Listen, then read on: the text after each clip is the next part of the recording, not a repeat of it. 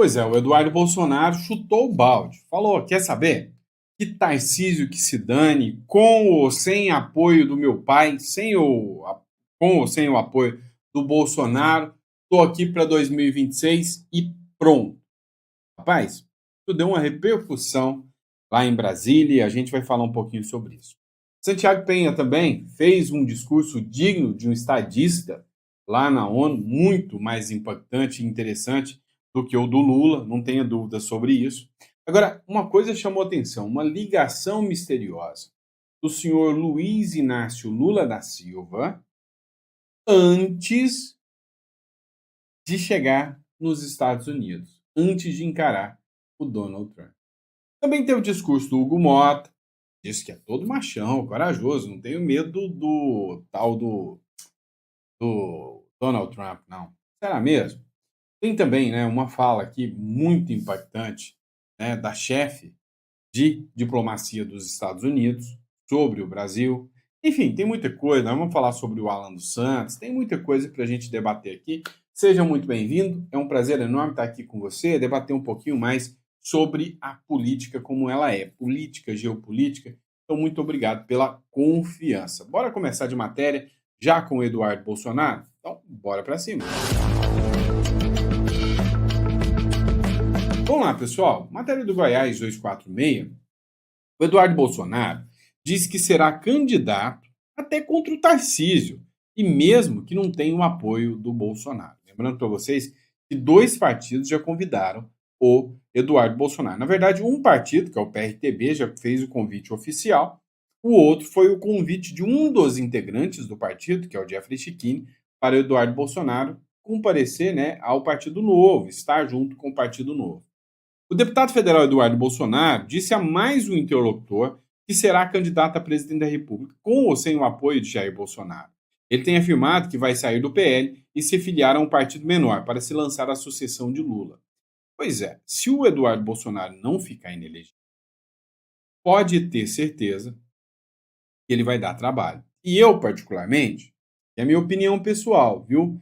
Entre alguém que o Bolsonaro indica e entre o Eduardo Bolsonaro tem mais liberdade. Por quê? Porque o Eduardo Bolsonaro, ele está lá nos Estados Unidos, ele vai fazer a campanha dele, ele já enfrentou, de certa forma, o Supremo Tribunal Federal, enquanto que o próprio Bolsonaro agora está na mira do sistema. Está preso, gente.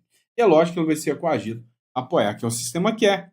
O parlamentar está disposto a ser candidato, mesmo que o pai apoie o governador de São Paulo, Tarcísio de Freitas, para a presidência da República, ou qualquer outro presidencial. Isso aí deu um burburinho, né? Até que o próprio Silas Malafaia foi fazer críticas. O Valdemar da Costa Neto falou que o Eduardo Bolsonaro quer ajudar a terminar de matar o pai dele, né? Politicamente. Ou não. Então, assim, sinceramente, nesse embate aqui, eu acho que o Eduardo Bolsonaro acaba tendo. Hoje, vem cá, vou fazer uma pergunta para você. Hoje, você acha que tem mais credibilidade o Eduardo Bolsonaro com as ações dele lá nos Estados Unidos perante o público bolsonarista ou o próprio Bolsonaro que está preso hoje em prisão domiciliar? Digo assim, hoje, se tivesse racha, o Bolsonaro apoiando o Tarcísio e o Eduardo contra o Bolsonaro, de que lado você estaria? Quero ver o seu comentário, coloca aqui no comentário. Ó, Santiago Penha afirma ante a ONU que o seu apoio a Israel opa, travou. O seu apoio a Israel no conflito em Gaza. Contrário à maioria dos líderes regionais e mundiais, ainda bem que tem gente que pensa diferente, Santiago Penha disse, né, que o governo judeu tem o direito de se defender. Questionou também a Venezuela, a Nicarágua e adverteu sobre os modelos econômicos enganosos que vêm acompanhados de autoritarismo político em alusão à China, a par de pedir o reconhecimento de Taiwan como Estado. Cara, hoje o pessoal está numa briga pesada, né? Assim, estão formando cada vez mais blocos econômicos e políticos, com alguns países se posicionando pró-América, outros pró-China, né? Uma vez que a gente viu isso foi em 1945, tá? Segunda Guerra Mundial. Afirmou ainda que por isso que o Paraguai tem sido um dos primeiros países do mundo a designar tanto o Hezbollah como o Hamas como organizações terroristas internacionais e sempre censurou profundamente, né, as suas ações. Paraguai batendo um bolão, né, dando show de diplomacia e democracia, se comparado aí com o Brasil, né? Mas vamos lá. Agora, teve uma ligação. Ah, meu amigo. Ah, meu irmão. Essa ligação tá dando o que falar. Governo Lula ligou para Moraes antes da fala do Lula na ONU para pedir bênção, para dizer o que, que ia falar. O que será que aconteceu, né? Que participação política que o ministro Alexandre de Moraes tem hoje, né? A nível de, antes de um discurso, o presidente ligar para falar: Ô Moraes, vou falar isso e isso. Ficou estranho. Lula estava dentro do avião quando as novas sanções aos ministros Alexandre de Moraes do STF e ao chefe da Advocacia Geral da União, Jorge Messias, começaram a pipocar na imprensa. A partir do pouso, duas versões circularam. A de que Lula telefonou pessoalmente a Moraes para expressar solidariedade e indignação pela ação norte-americana e a de que ele escalou o ministro da AGU para fazê-lo. E as duas versões não são excludentes. Lula falou, Messias falou, foi uma pancada muito forte, embora esperada. Atacar familiares, o presidente sabe que é isso, diz um auxiliar. Nem a assessoria de Lula, nem a de Moraes confirmaram a conversa. Horas antes da fala de abertura da Assembleia Geral da ONU, Lula mudou os termos para dar tom mais grave às sanções aplicadas pelos Estados Unidos. Ele entendia serem um ataque ao aparato da justiça do Brasil, não só ao Supremo. Cara, eu acho que tinha dois discursos prontos, né? Um, se houvesse sanções, e outro sem sanções. Na visão de Eduardo Bolsonaro e de alguns dos seus apoiadores políticos do Centrão, querem se apropriar. Não, isso aqui já é da outra matéria, tá? Acabei me confundindo aqui, né? Em relação à matéria aqui que acabou ficando aqui, né? Por último aqui. Vamos falar disso aqui, tá? Cara, aqui é ao vivo, a gente erra e dane-se, né? Você tá procurando uma coisa bonitinha, é Jornal Nacional, né? Aqui não, aqui é só um palpiteiro mesmo. Ai, tá bom. Ó, Mota diz não temer sanções dos Estados Unidos após barrar Eduardo como líder. Após barrar a estratégia da oposição de nomear o deputado Eduardo Bolsonaro como líder da minoria na Câmara dos Deputados, para evitar uma possível cassação por faltas, o presidente da casa, Hugo Mota, do Republicanos, disse ao Metrópolis não tem medo de retaliações dos Estados Unidos articuladas pelo 03 do Jair Bolsonaro, não. Ou seja, o Eduardo não. Abre aspas. Nós não podemos também vincular nossa atuação política a esta ou aquela argumentação, a este ou aquele risco, porque temos que fazer o que é certo, o que é correto. E nada nos tirará desse foco, nada nos tirará desse objetivo. Tenho, portanto, muita tranquilidade quanto à minha atuação, falou o Hugo Mota. Cara, é o seguinte, eu na pele do Hugo Mota, eu também não ia querer estar frente a frente com o Donald Trump. Porém, você está numa sinuca de bico. Ou você está frente a frente com o Hugo Mota, com o Donald Trump, ou você está frente a frente com o Alexandre de Moraes. E nesse caso aqui, o Alexandre de Moraes assusta mais do que o Donald Trump. No caso do Paulinho da Força, que vai ser o relator do projeto antes da anistia, agora da dosimetria, o Alexandre de Moraes é mais perigoso. Porque ele está aqui dentro. A jurisdição dele é aqui dentro. Já a jurisdição do Donald Trump é lá fora. Ou seja, o impacto é menor. Isso aqui que nós estamos falando é da decisão que o PL colocou o Eduardo Bolsonaro como líder da minoria para poder permanecer no cargo. É óbvio que um dia depois da decisão que veio sancionar a mulher do Alexandre de Moraes, o Eduardo Bolsonaro entra na faca agora do Hugo Mota. Então, assim, cá entre nós, fica claro e evidente, né, aí o porquê. Vamos lá, eu quero acompanhar essa matéria de Metrópolis aqui com vocês. Queremos ver democracia em Cuba, diz porta-voz dos Estados Unidos sobre reação à fala de Lula à ONU. O Lula teve um momento que foi, assim, degradante da diplomacia brasileira, uma coisa, assim, vergonhosa. O Lula disse, né, que não é justo, que ele acha injusto, né, as sanções contra Cuba e considerar Cuba como uma financiadora do terrorismo. hora que ele falou isso, o secretário, Christopher Landau, ficou olhando para o Lula assim, incrédulo, e falando, não, pelo amor de Deus. Esse sujeito não tá falando trem desse não, senhor. Não tem como. Pois é, mas foi. E aí depois, o Metrópolis foi entrevistar a porta-voz dos Estados Unidos. E olha só o que ela falou sobre Cuba ali. Dá uma olhada. O vídeo que eu registrei ontem, no momento em que o presidente Lula, ele critica, por exemplo, na verdade um fato específico, que é designar Cuba como um estado patrocinador do terrorismo. Nesse momento eu estava com a câmera na delegação norte-americana e o secretário Scott Bessent, ele acena negativamente com a cabeça, então... E é inadmissível que Cuba seja listada como o país que patrocina o terrorismo. No conflito, na Ucrânia... Ficou um pouco claro ali que a diplomacia norte-americana discorda desse posicionamento do presidente. Você pode falar um pouco mais sobre isso, o contexto, por que essa crítica do presidente Lula, existe uma discordância por parte do governo norte-americano? Bom, realmente eu não posso representar o ponto de vista do presidente Lula. Eu deixo para ele esclarecer as suas opiniões sobre o caso, mas a posição dos Estados Unidos sobre a Cuba é muito clara há muito tempo. Queremos ver uma democracia na Cuba. Queremos ver um povo cubano livre, democrático. Então, estamos utilizando nossas medidas, nossas ferramentas para chegar a essa solução. Pois é. Cara, assim, a diplomacia brasileira tá muito esquisita. Agora, isso aqui foi um bolão do Lula, tá? Você pode não gostar do Lula, mas isso aqui, pro Lula, foi uma coisa boa, tá? Bateu um bolão aqui. Lula e Zelensky se reúnem em Nova York e defendem busca por solução pacífica para a guerra. Por que isso aqui é bom pro Lula? Tá? O Lula vai pagar de pacificador aqui. Lembra que o Lula, durante as eleições, falou, não, companheiro, é só me dar uma cervejinha, uma mesa de bar e eu resolvo essa guerra aqui. Cerveja já esquentou, já chocou, já virou vinagre, já lascou tudo. E o Lula não resolveu foi nada, pelo contrário. Foi se juntar ao lado do agressor. Depois de tanto tempo, né? Depois de quase 4 anos, né? Nós já estamos no terceiro ano de mandato, né, no meio do terceiro ano do mandato, é que o Lula resolve se reunir com o Zelensky. Só que isso foi uma bola meio que dentro, porque o Trump também falou, não, calma, deixa quieto.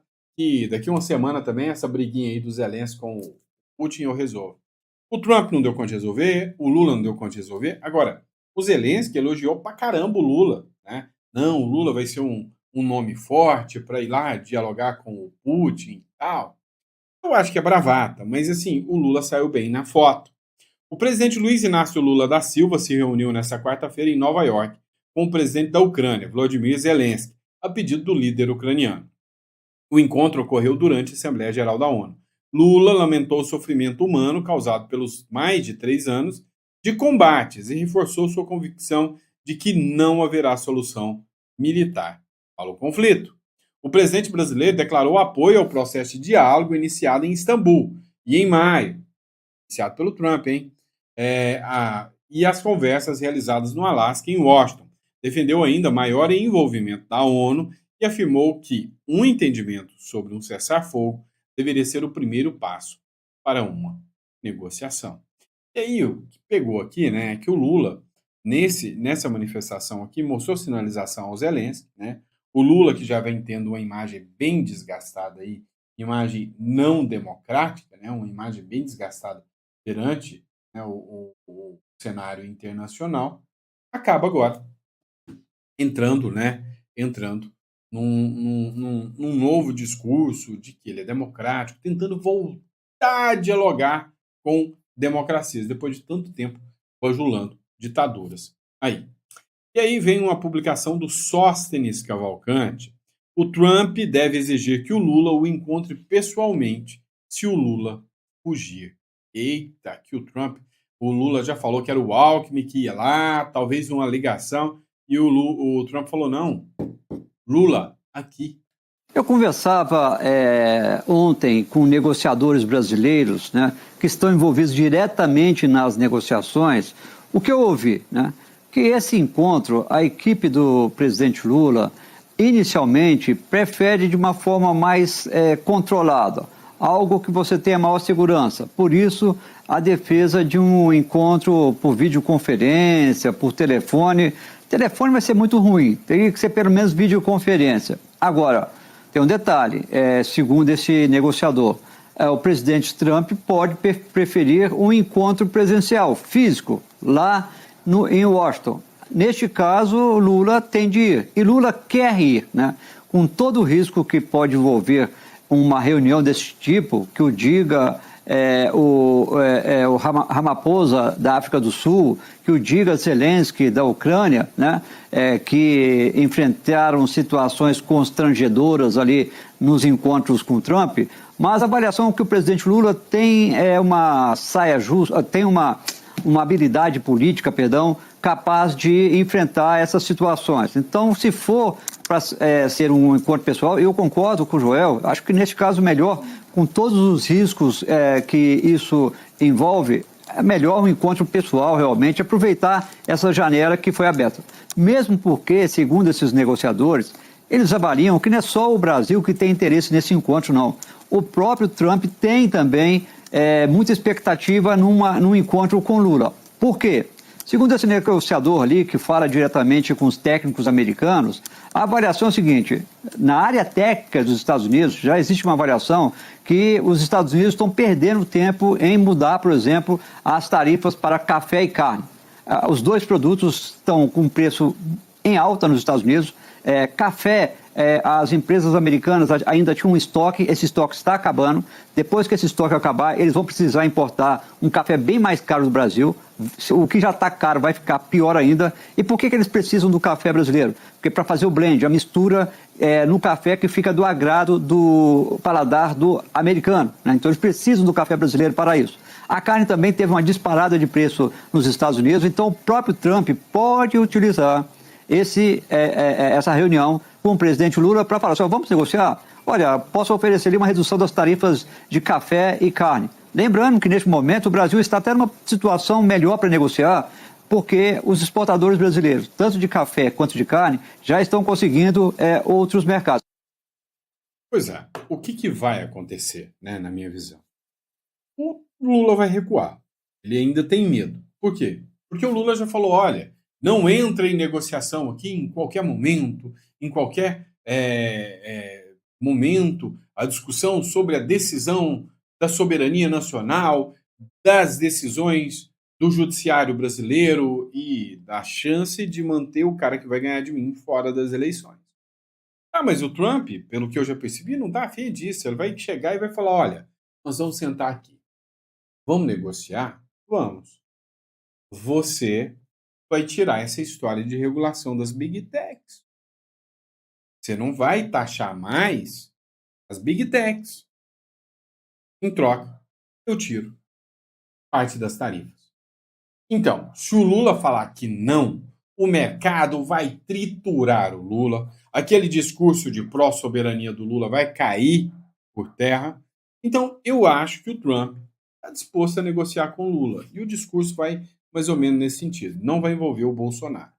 Vamos lá, bora dar uma olhada nessa matéria aqui, ó. Paulinho da Força avisa ao PT que o PL da dosimetria beneficiará o Bolsonaro. Pois é, meu amigo. O deputado Paulinho da Força afirmou à bancada do PT na Câmara que o PL da dosimetria das penas dos condenados por tentativa de golpe de Estado beneficiará o ex-presidente Jair Bolsonaro. O relator da proposta de anistia, que virou o texto para tratar de redução em tempo de prisão, se reuniu com os correligionários do presidente Luiz Inácio Lula da Silva na tarde dessa quarta-feira e prometeu uma prévia do parecer para segunda-feira. Abre aspas. Será uma redução de penas para mandar essa turma para casa. Se me perguntar, reduz o Bolsonaro? Reduz também. Não tem como tirar ele do relatório. Quem está em posição de mando e financiadores da tentativa de golpe terá uma pena maior, afirmou Paulinho da Força na reunião. Ele ainda falou pelo fim da polarização e pacificação política. O que é a ideia aqui? Vai acabar ficando do jeito que o Centrão quer. Eles vão reduzir as penas. De maneira que todo mundo do 8 de janeiro, os presos do 8 de janeiro, vão para casa. A maioria, depois da redução da pena, eles vão reduzir em 10 anos a pena. proposta deles é reduzir em 10 anos. Quem pegou 14 anos vai cair para 4. 4. Serviço de prestação comunitária, já está preso já há algum tempo, vai para a rua. Quem pegou 17, porque o pessoal do 8 de janeiro foi de 14 e 17 anos. Quem pegou 17 vai para 7 anos. Cumpriu um sexto da pena, pula para o regime aberto, né, semiaberto, e pode ir para casa. É o que vai acontecer com a maioria. Eles estão presos, alguns, desde o 8 de janeiro. Então, muita gente vai embora para cá. E o Bolsonaro? O Bolsonaro vai cair de 27 para 17. Ainda vai pegar alguns anos de cadeia. Provavelmente vai ficar em prisão domiciliar. Vem cá. Lá em Brasília, nem os deputados estão gostando disso aí. Os demais políticos estão falando, olha, o PT pegou pesado e o STF pegou pesado contra o Bolsonaro. O Bolsonaro jogou as regras do jogo. Jogou as regras do jogo, estão pegando pesado contra o Bolsonaro. Então, mesmo os políticos vão mirar, né, o que o STF está fazendo. A grande realidade dos fatos, o que sobra de verdade, né, é que eles vão reduzir. E aí, se o Bolsonaro pega 17 anos ou menos, a ideia do Lula e da turma do STF é que o Bolsonaro fique pelo menos 2 ou 3 aninhos preso e mais 8 anos de inelegibilidade depois. Essa é a ideia dos caras. Vamos lá. O Alan dos Santos tirou onda, mitou, né, em cima do Lula e da Polícia Federal. Ele, que é foragido da Polícia Federal, chegou pertinho dos caras lá nos Estados Unidos e falou: Ei, me prende aqui? Quero ver vocês terem coragem de me prender aqui nos Estados Unidos. Escuta só esse trecho. Vai ter que filmar o cara com o brasão da PF, né? Ele pode encostar o dedo em mim. Eu vim aqui para provar que eu sou livre. Eu não pertenço a essa ditadura maldita. Eu vou entrar ao vivo aqui agora na timeline. Pois é, foi lá para tirar onda, né? Não, eu vou mostrar para vocês é que eu sou livre e vou entrar ao vivo agora. Agora, quem que não é livre? O artista que não come, né, no pratinho da Rouanet, ou o artista que não lê na cartilinha da esquerda. Pois é. A Ivete Sangalo foi achincalhada. Adivinha por quem? Pela própria turma da Left People, pela galera esquerdinha. Dá uma olhada, essa publicação é do canal do Paulo Matias, eu sempre cito a fonte para vocês. A esquerda cobra Ivete Sangalo por não comparecimento em protestos contra a PEC da blindagem e da anistia. Ora. Well, né? Onde já se viu isso? A Vevete não apareceu lá para puxar saco do titio Lula? Como assim? Ivete Sangalo foi criticada nas redes por não participar dos protestos da esquerda contra a PEC da blindagem e pela anistia a condenados, enquanto outros artistas marcaram presença nesses atos. Vou te contar o que devia acontecer com esses artistas. Presta atenção. Internautas manifestaram decepção com seu silêncio e a compararam com a Daniela Mercury, que participou ativamente das manifestações. Eu até vi, né? Tinha uma cena que ela e o Wagner Moura, que é outro branco, estava com um negro segurando o guarda-sol para elas. Mas se fosse uma cena com alguém de direita fazendo isso, machista, né? Esquerdistas questionaram se a ausência é por posicionamento, ou seja, ela é contra isso, é por omissão ou é alguma estratégia dela.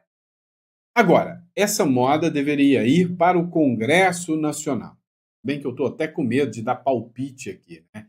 Tem gente querendo me enfiar em furada porque assistiu o vídeo meu, falou que eu dei ideia e me citaram numa coisa aí que vocês já estão sabendo o que é. Eu já até fiz um vídeo falando sobre isso, né? Mas pegaram a ideia aqui do canal e disseram que partiu do meu canal. Igual aqui, eu dei ideia. Isso aqui era uma coisa que devia ir para o Congresso Nacional. Depois dá ruim, a culpa é minha, né? Mas vamos lá. Artistas podem perder contratos após manifestações políticas. Tem que ser assim. Depois que diversos artistas foram às ruas pelo Brasil no último domingo, 21, né, dia 21, para protestar contra a PEC da emenda à Constituição da blindagem, que foi aprovada na Câmara dos Deputados, a Assembleia Legislativa do Amazonas, a ALEAM, recebeu um projeto de lei de autoria da deputada estadual Débora Menezes, do PL, que pode impactar a categoria. Parabéns, Débora. A proposta proíbe por 5 anos a contratação de artistas que realizarem manifestações de caráter político-partidário em eventos financiados total ou parcialmente com dinheiro público. O texto ressalta que qualquer gesto, símbolo, discurso, slogan ou até mesmo uma crítica que envolva partidos, candidatos ou figuras políticas em shows custeados pelo Estado será considerado uma infração. Eu vou além, vamos ampliar isso aqui, meu companheiro, como diria Ciro Gomes. Vamos aí, companheiro, vamos ampliar isso aqui um cantiquinho, né? Vamos colocar isso aqui melhor. Por quê? A minha opinião, e aí se alguém quiser me ferrar depois por causa das minhas opiniões também, que eu já tô até me lascando por causa das minhas opiniões, né? Então, a minha opinião, meu palpite, é que deveria ter uma lei dentro do Congresso Nacional que diz que todo e qualquer artista que se manifestar publicamente de cunho político, seja com dinheiro público, em algum evento público, ou na vida privada e particular também, ela deve ser automaticamente excluída, né, uma inelegibilidade, por 8 anos a Lei Rouanet, e a fazer shows também, né, com qualquer órgão público. O Leonardo vai lá e coloca uma bandeira, a Ana Castelo vai lá e coloca uma bandeira e fala 22 é Bolsonaro. Beleza, tem que ficar 8 anos sem pegar dinheiro ou sem fazer show onde é dinheiro público. Mas uma coisa eu te garanto, a turma do L vai se lascar muito mais, não é? Então, a minha opinião sincera, artista é para fazer arte, não é para influenciar ninguém no mundo político. Fez manifestação política em entrevista. Fez manifestação política. Presta atenção. Fez manifestação política em entrevista. Fez manifestação política em suas redes sociais. Fez manifestação política em show, igual o Zé Ruela lá. Inicia o cavalo! Vocês sabem de quem eu estou falando, né? É porque a gente não lembra muito o nome desse cara. Ele é meio insignificante. Então, esse tipo de cara tem que ficar proibido de fazer show em qualquer prefeitura, verba pública, né? Inclusive de pegar a Lei Rouanet também. Nem sei se pega. Né? A minha opinião é que esse projeto aqui deveria ser ampliado, deveria ir além. Aí o que acontece? Aprova um projeto desse, a culpa é de quem? É do Sandro, porque alguém resolveu roubar alguma coisa, porque ele deu uma ideia. Tá bom. Dane-se, né? Vamos lá, matéria do Globo, tá? Lula pode oferecer minerais críticos e regulação das Big Techs em negociações com Donald Trump. É o que eu disse, não foi o que eu falei para vocês? Bora lá. O governo do presidente Luiz Inácio Lula da Silva avalia que, do ponto de vista comercial, tudo está sobre a mesa, com a possibilidade real de diálogo entre os presidentes brasileiros e Donald Trump, incluindo o acesso dos americanos a minerais críticos e a regulação das grandes plataformas digitais. A parte política das reivindicações americanas, que pede uma interferência no judiciário para favorecer o ex-presidente Jair Bolsonaro, está totalmente fora da questão. Né? Ou seja, o que está rolando? Discutir sobre o Bolsonaro, esquece. Mas o Trump vai emparedar o Lula. O Trump já entendeu que chegar e falar para o Lula o seguinte: ô Lula, deixa o Bolsonaro elegível novamente, é a mesma coisa de mandar o Lula pular da ponte. Todo mundo sabe que se o Bolsonaro for candidato, ele vai destruir, destroçar, detonar o Lula nas urnas numa eleição livre, justa e limpa. Estou mentindo? Todo mundo sabe que não. Agora, já que o Trump sabe que é um pedido muito pesado para o Lula, o Trump vai falar o seguinte: ô Lula, não mexe em regular as redes sociais. Faz o que vocês quiserem lá, mas deixa pelo menos as redes sociais, porque isso fomenta muito a economia americana ainda. E de quebra, ainda a galera das redes sociais dá uma lavada em vocês também. Né? Então, pode ser que o Trump fale isso. E se o Trump falar isso, não, eu tiro as tarifas, desde que não regule as redes sociais. E se o Lula falar, eu vou regular, companheiro, mas o mercado vai moer o Lula. Detalhe, o Eduardo Bolsonaro deu uma pastelada, deixou o ego subir um pouco demais e quis trazer para si a responsabilidade do tarifaço. Isso subiu o Lula e diminuiu o Eduardo Bolsonaro. Foi um erro de estratégia quem sou eu para criticar o Eduardo Bolsonaro? Mas foi um erro de estratégia. Então, o que acontece? Se o Trump falou, Lula, eu vou tirar as tarifas. Só não regula, só assuma o compromisso que acabou o assunto de regular redes sociais. Se isso acontecer e o Lula falar não, acabou aquele discurso que a culpa é do Eduardo. Todo mundo vai falar, não, agora a culpa é do Lula, que quer regular as redes sociais, e para isso está mandando os empresários, os exportadores se lascarem, né? Vamos lá, pessoal. Última matéria. ONU divulga foto de Trump assistindo o discurso de Lula na Assembleia Geral. Nossa, como o Lula é impactante, gente. A esquerda chega a ovular com isso aqui. A ONU divulgou uma foto em que o presidente dos Estados Unidos, Donald Trump, aparece acompanhando atentamente o discurso do presidente Lula na Assembleia, na abertura da 80ª Assembleia Geral em Nova York. Abre aspas. Eu estava entrando e o líder do Brasil estava saindo. Nós nos vimos, contou o clima, né? Nos abraçamos e concordamos que nos encontraríamos na próxima semana. Não tivemos muito tempo para conversar, talvez uns 20 segundos, mas por cerca de 39 segundos tivemos uma excelente química. Ele pareceu um homem muito agradável. Eu gostei dele. Só faço negócio com pessoas que eu gosto, disse o Donald Trump. Tá, mas o que isso quer dizer? Quer dizer o seguinte, isso aqui é mais uma cena do gato assistindo o rato, tá? Não pense que o Donald Trump vai brincar com o Lula, não. O cara tá armando uma estratégia. O Donald Trump sabe que a marca do governo Lula é o anti-americanismo. E aí, o Donald Trump vai mover mundos e fundos para tirar o Lula do poder, igualzinho o Biden fez com o Bolsonaro. Então, esse afago do Trump para cima do Lula, para. Isso aí é só para quebrar, né? Aquela empáfia de que, Trump não conversa comigo. Ô, Lula, você está mentindo.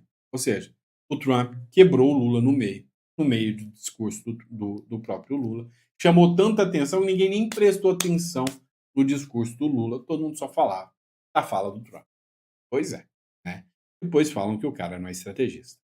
E é isso, pessoal. Espero que vocês tenham gostado do nosso editorial. Sempre um prazer e uma honra poder estar aqui, discutir, debater com vocês. E eu vejo vocês, óbvio, no próximo editorial. Um grande abraço.